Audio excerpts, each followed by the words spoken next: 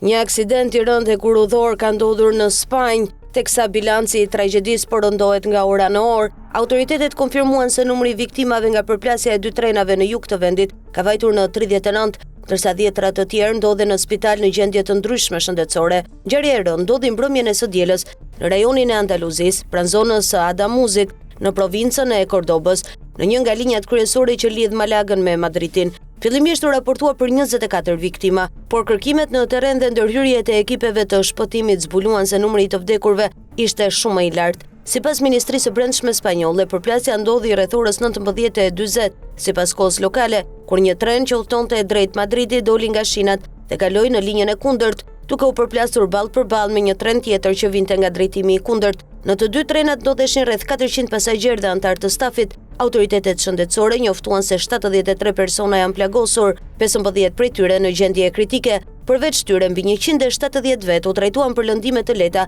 në një spital fushor të ngritur pranë vendit të ngjarjes. Pamjet nga vendi i aksidentit tregojnë vagon të përmbysur, hekur të shtrembëruar dhe ekipe shpëtimi që punojnë me sërnojave për të nxjerrë të mbijetuar. Shefi i zjarfikësve të Cordobës, Francisco Carmona, e përshkroi operacionin si jashtëzakonisht të vështirë, duke pranuar se në disa raste u deshte hiqeshin trupat e pajet për të arritur tek personat ende të gjallë. Një nga pasagjerët, gazetari transmetuesit publik RTVE, Salvador Jimenez, tha se përplasja u ndjesi një tërmet. Sipas tij, treni doli nga shinat në një çast dhe pasagjerët u hodhën dhunshëm brenda vagonëve. Treni që doli i pari nga shinat operoi nga kompania private Irio dhe kishte rreth 300 pasagjerë në bord, ndërsa treni tjetër, i drejtuar nga kompania shtetërore Renfe, transportonte rreth 100 persona. Një nga trenat ishte i tipit Frecha 1000, një mjet me shpejtësi të lartë që mund të arrijë deri në 400 km/h. Ministri spanjoll i transportit, Oscar Puente, e cilësoi aksidentin si jashtëzakonisht të çuditshëm dhe deklaroi se ekspertët e kurudhave janë ende të hutuar mbi mënyrën se si ndodhi përplasja.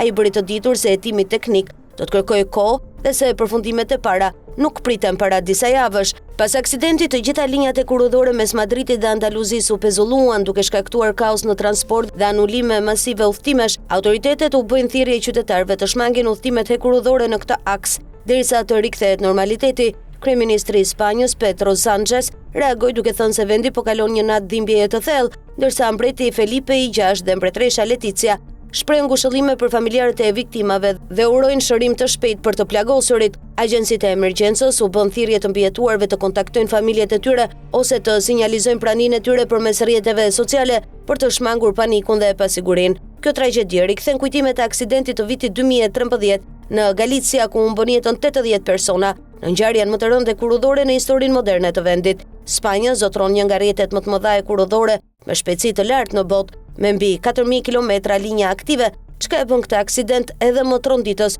për një sistem të konsideruar ndër më të sigurtët në Europë. Hetimet vazhdojnë, ndërsa vendi është zhytur në zi.